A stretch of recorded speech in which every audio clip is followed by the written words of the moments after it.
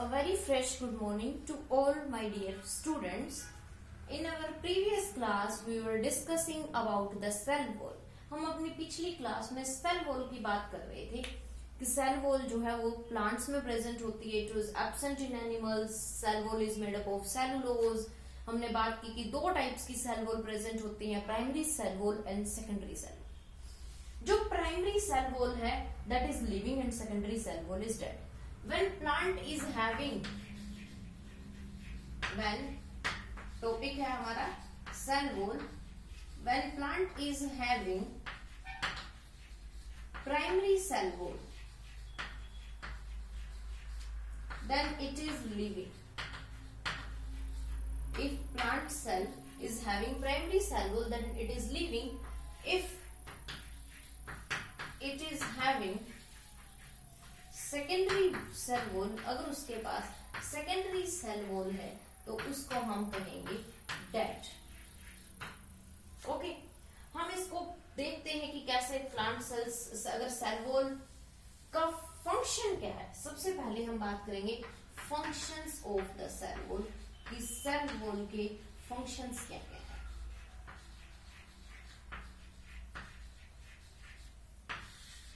First, it maintains the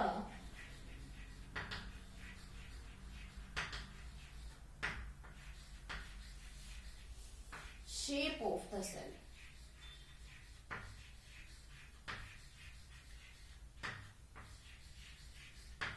ये cell की shape को मेंटेन करती है. सेकेंड, it provides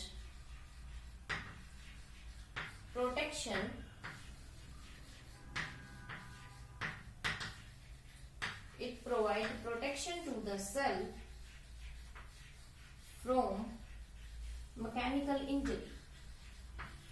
किसी तरह की जो मैकेनिकल इंजरीज हैं, उन मैकेनिकल इंजरीज से प्लांट के पार्ट्स को, सेल को प्रोटेक्शन प्रोवाइड करती है. सेल को प्रोटेक्शन प्रोवाइड करेगी मैकेनिकल इंजरीज से, डेसिकेशन के, किसी तरह के कट से. थर्ड जो है, it provide mechanical support. It provides mechanical support. Due to the presence of cell wall, इस cell wall की presence से जो एरियल पार्ट्स होते हैं प्लांट्स के, जो ऊपर वाले जो पार्ट्स होते हैं वो इरेक्ट रहते हैं ताकि वो सनलाइट को रिसीव कर सके. वो मैकेनिकल सपोर्ट उनको कौन प्रोवाइड करता है? Cell wall. Being freely permeable, ये फ्रीली परमिएबल है. Being freely permeable, it allows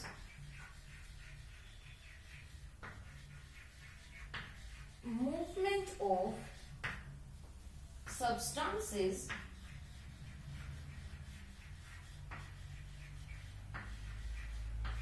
in and out of the cell.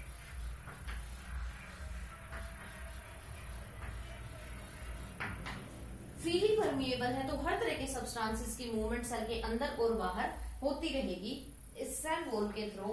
Fifth, we know that plasmodesmata is present where cell wall is absent. This plasmodesmata helps in exchanging the material, or we can say transporting the material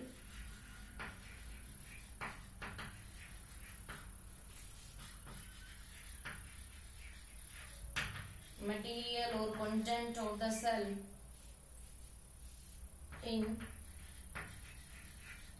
exchange of the material in adjacent cells. जो adjacent cells होते हैं उन adjacent cells में material के exchange को allow करता है plasmodesmata. These are the functions of cell wall. Paper में क्वेश्चन आता है what is cell wall, what is the nature of cell wall, ये किसकी बनी हुई होती है, what are the functions of cell wall.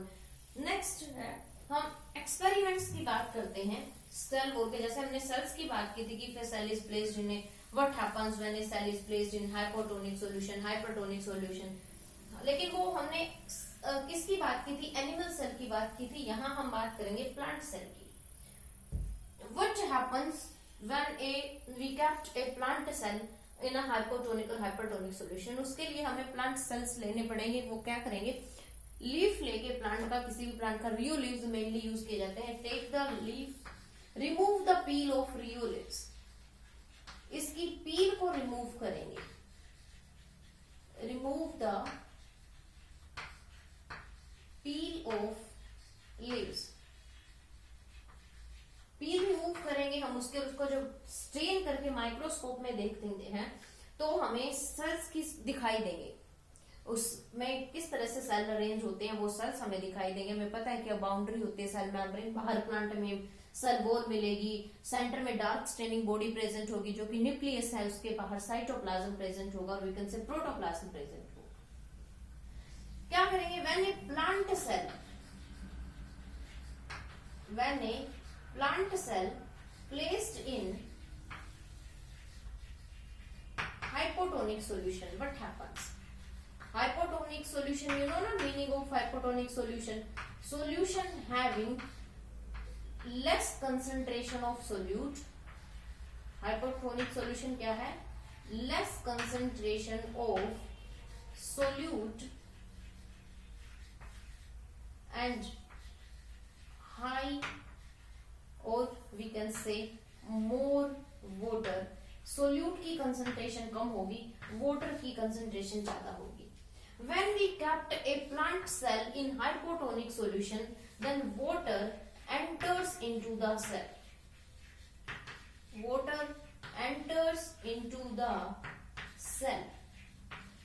जब हम इस पील को स्लाइड पे रखेंगे, उस स्लाइड पे हाइपोटोनिक सॉल्यूशन रखेंगे तो क्या होगा, वाटर सेल के एंटर करेगा, यानी कि जब वाटर सेल के एंटर करेगा cell will swell. Cell will swell. अब एंटर क्यों करेंगे, क्योंकि बाहर वाले सॉल्यूशन में सोल्यूट की कंसंट्रेशन कम है as comparison to the cell, water ज्यादा है, तो बाहर वाटर ज्यादा है, सेल के अंदर वाटर कम है, तो सेल के अंदर वाटर मूव करेगा और cell will swell up.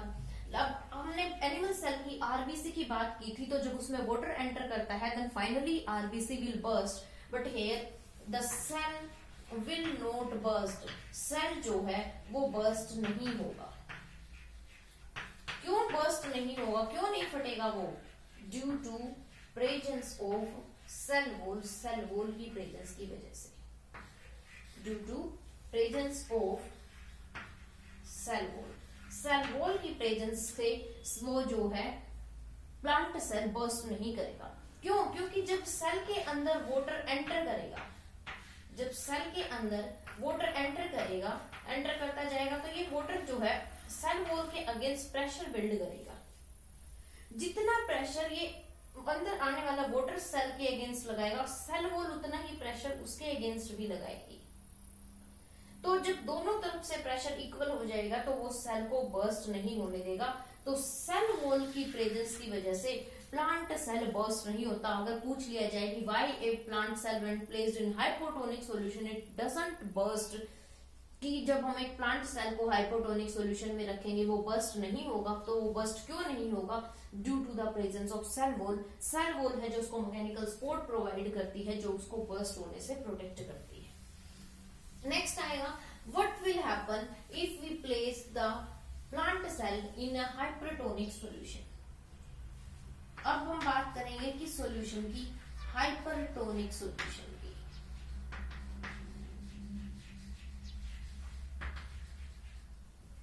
When a plant cell placed in hypertonic solution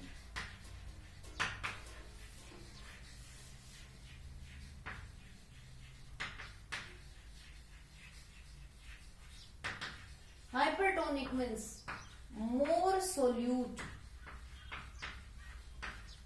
less water, यानी कि कंसंट्रेटेड सॉल्यूशन है ये, जबकि सेल के अंदर वाटर इससे ज्यादा मिलेगा।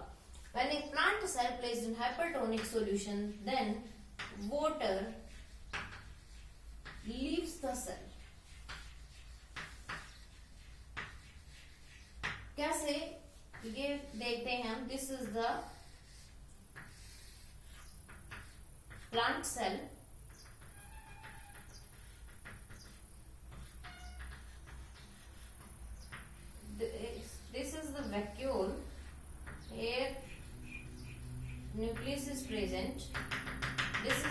Cytoplasm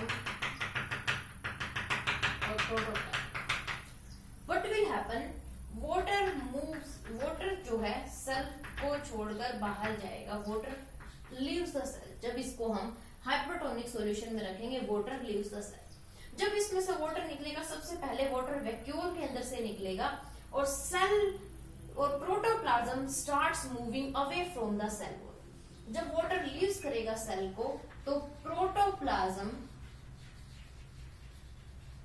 start moving away from the cell wall, away from the cell wall as it loses water। ये वाटर लॉस कर रहा है तो प्रोटोप्लाज्म सेल वॉल से दूर होना स्टार्ट होगा। Firstly it moves away from corners, सबसे पहले ये कहां से मूव करेगा, सबसे पहले ये प्रोटोप्लाज्म कॉर्नर्स से सेल वॉल से दूर हटेगा, इस तरह से आएगा।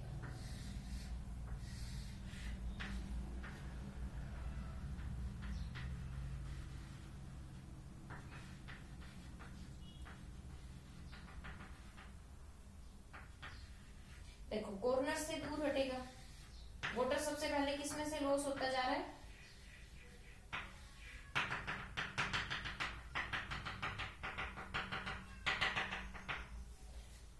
shrinkage of protoplasm away from cell wall, and finally it get deposited at one side of a plant of the cell wall, और finally ये shrink होके एक साइड पे डिपॉजिट हो जाएगा। फाइनली क्या होगा, ये एक साइड पे डिपॉजिट हो जाएगा, and this process is known as plasmolysis, और इस प्रोसेस को हम बोलते हैं प्लाज्मोलिसिस। क्वेश्चन आ जाता है what happens when we take a fruit plant cell in hypertonic solution, water leaves the cell. Water जो है सबसे पहले वैक्यूल से निकलेगा, फिर प्रोटोप्लाज्म से बाहर आएगा, पहले ये कॉर्नर से दूर हटना स्टार्ट करेगा, फिर फाइनली धीरे धीरे ये प्रोटोप्लाज्म जो है वो मूव करेगा और जो सेल वॉल है उससे दूर जाकर एक कॉर्नर पे सिमट जाएगा। इस प्रोसेस को हम प्लाज्मोलिसिस बोलते हैं। Shrinkage of protoplasm, shrinkage of protoplasm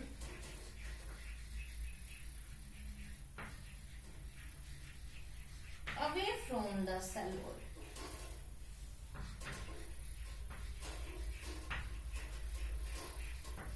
is known as plasmolysis। और प्लाज्मोलिसिस क्या है, shrinkage of protoplasm away from the cell wall is known as plasmolysis. और प्लाज्मोलिसिस तब होगा when we place the plant cell in a hypertonic solution. अब when we put this plasmolysed cell, अब अगर हम इस प्लाज्मोलाइज्ड सेल को वापस किसमें रख देंगे, हाइपोटोनिक सॉल्यूशन में, when a plasmolysed cell, plasmolysed cell यानी कि सेल का प्रोटोप्लाज्म सेल वॉल से दूर हो चुका है, एक कॉर्नर पे सिमट चुका है। When a plasmolysed cell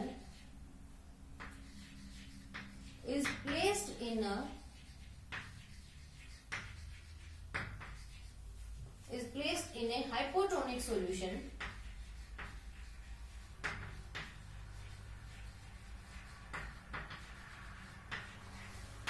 it gains water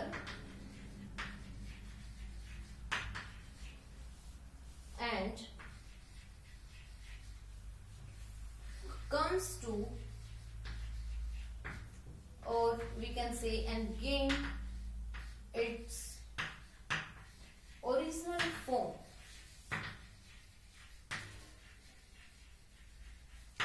जब हम प्लांट को हाइपोटोनिक सॉल्यूशन में रखेंगे तो वो वाटर गेन करेगा एंड कम्स टू और gains its original form, that is known as, और इस प्रोसेस को हम कहेंगे that is known as deplasmolysis. और इसको हम क्या कहेंगे, डीप्लाज्मोलिसिस। प्लाज्मोलाइसिस। जब एक प्लाज्मोलाइज सेल को हाइपोटोनिक सॉल्यूशन में रखेंगे, उसके अंदर वाटर एंटर करेगा, वो अपनी ओरिजिनल फॉर्म में आ जाएगा, and that is known as deplasmolysis. Here the topic of cell wall is completed. Thank you, beta. Have a nice day.